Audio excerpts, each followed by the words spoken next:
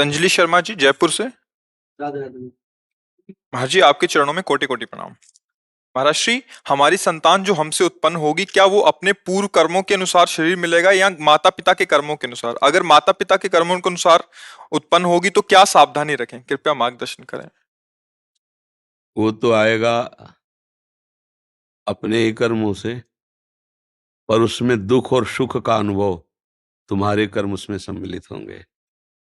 अगर आपने पूर्व में जो जीव पुत्र रूप में आ रहा है उसके साथ अभद्र कर्म किए हैं, तो आकर के जीवन भर आपको जलाएगा, आपको दुख देगा। और आपने भद्र माने मंगलमय कर्म किए हैं, तो जीव पुत्र बन के आएगा, तुम्हें सुख प्रदान करेगा।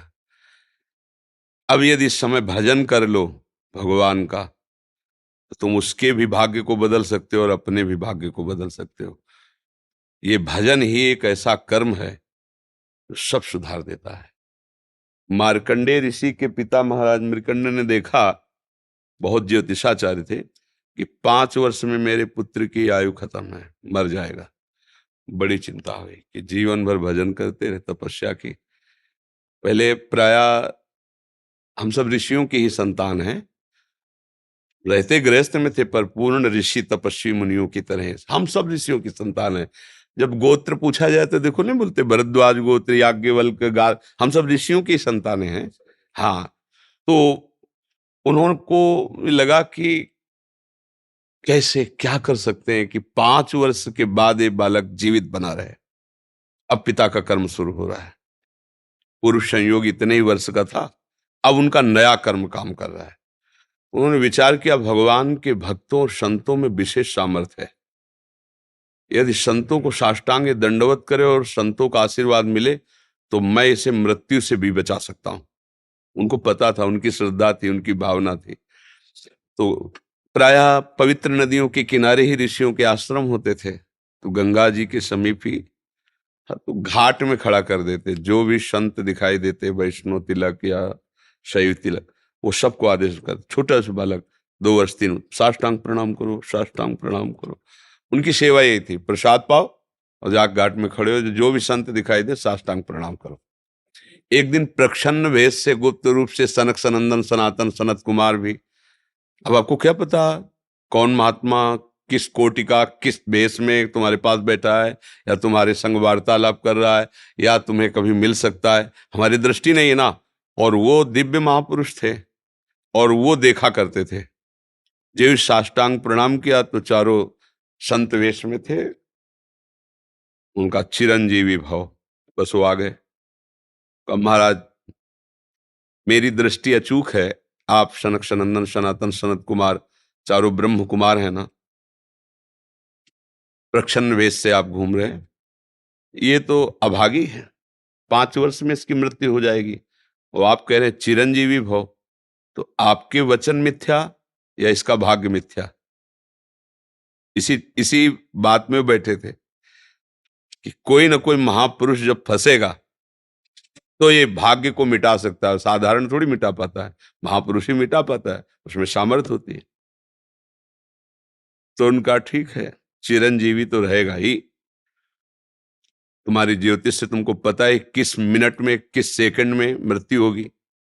उस दिन प्रातः से लेकर के और मृत्यु समय तक भगवान शिव के मंदिर में शिव का आलिंगन करके इसे बैठाल देना, बस फिर और हम देख लेंगे। ऐसा ही किया। चारों ब्रह्म कुमार दरवाजे पे खड़े हो गए। तो ऐसे पुरुषों के पास यमदूत नहीं आते, साक्षात धर्मराज आते हैं। धर्मराज ने देखा सनक सनंदन सनातन सनत कुमार, तो उनका इस जीव का समय हो रहा है, आप आदेश करें तो मैं इसे ले जाऊं। बोले मैंने तो चिरंजीवी भव कहा है। बोले ब्रह्मा के आप पुत्र हैं, ब्रह्मा के द्वारा ही विधान किया जाता है। तो इतनी वार्ता हो ही रही थी कि भगवान शंकर प्रकट हो गए। उनका कि कुछ बदलना नहीं है, 5 वर्ष की आयु ना, हाँ 5 वर्ष ही रहे, मेरी आयु के 5 वर्ष रहे। भगवान ब्रह्मा जी एक सुई लेकर के ऐसे कमल में छेदे थे, आका 1 वर्ष हो जाता है। वो क्रम जब समय का नहीं, जैसे उत्तरायण दक्षिणायन देवताओं के दिन रात, ब्रह्मा जी का दिव्य 100 वर्ष का जो आयु का विवरण है ना, उसको जब पढ़ो तो होश खराब हो जाएगी। एक दिन में 74 मनु बदल जाते हैं, इंद्र बदल जाते हैं एक दिन में। और भगवान का समय, वो जो ब्रह्मा जी का समय, निमेष, पलक झपकना, इतना, इतने ब्रह्मा की पूरी आयु हो गई। 5 वर्ष उनके, आज तक मार्कंडेय जी जीवित है, उनको चिरंजीवी ऋषि कहा गया है मार्कंडेय जी का। अगर पिता भगवान का भजन करे तो अपने भाग्य और पुत्र के भी भाग्य को बदल कर जैसा चाहे वैसा कर सकता है। भावी मेट सके त्रिपुरारी। अगर भजन बल है तो फिर आनंद ही आनंद है, नहीं तो दोनों के कर्म संयोग से ही संयोग बनता है। तो तुम्हारे लो पुत्र रूप में आ रहा है। अभी हमारा आपका पूर्व जन्म का कोई संयोग तो आपको देखते ही चिढ़ पैदा हो जाएगी। आप ऐसे वचन बोलेंगे कि मेरा हृदय जलने लगे, बोलेंगे ये आदमी क्यों आया हमारे सामने। वो हमारा कर्म है जो आपको भी जला रहा है, मेरे को भी जला रहा है, दोनों में द्वेष पैदा कर रहा है। और अगर अच्छा देखते ही ऐसा लगा कि मानो हमने बहुत समय से अपने प्रियजन को बाद में देख, ऐसा लगता है ये तो हमारे बहुत प्रिय, और देखकर आनंद है, आप जाओगे खुशी हुई, हमारा खुशी हुई, क्या हुआ। कर्म ही सबको दुख सुख देता है और कुछ नहीं। अगर कर्म को कोई मिटा सकता है तो भगवान का भजन मिटा सकता है, दूसरा नहीं। खूब प्रभु का आश्रय लेकर के उनकी लीला गायन करो, नाम जप करो, सब ठीक हो जाएगा। और गर्भस्थ शिशु को भगवत चर्चा सुनानी चाहिए, उससे प्रभाव पड़ता है। जैसे माँ गर्भवती है तो चाहिए कि स्वयं स्वाध्याय करे या फिर परिवार के जन कथा कह रहे हो, चुपचाप शांति से बैठ के सुने और नाम जप करे, तो गर्भस्थ शिशु पर उसका प्रभाव पड़ता है। जैसे प्रहलाद जी जब कयाधु जी के गर्भ में थे तो नारद जी अपने आश्रम में लेकर के उनको भी भगवत चर्चा भक्ति का उपदेश किया, तो ऐसे महान भागवत 5 वर्ष में विश्व विजेता हिरण्यकश्यप को परास्त कर दिया। 5 वर्ष की आयु प्रहलाद जी की है और विश्व शक्ति संपन्न हिरण्यकश्यप परास्त कर दिया।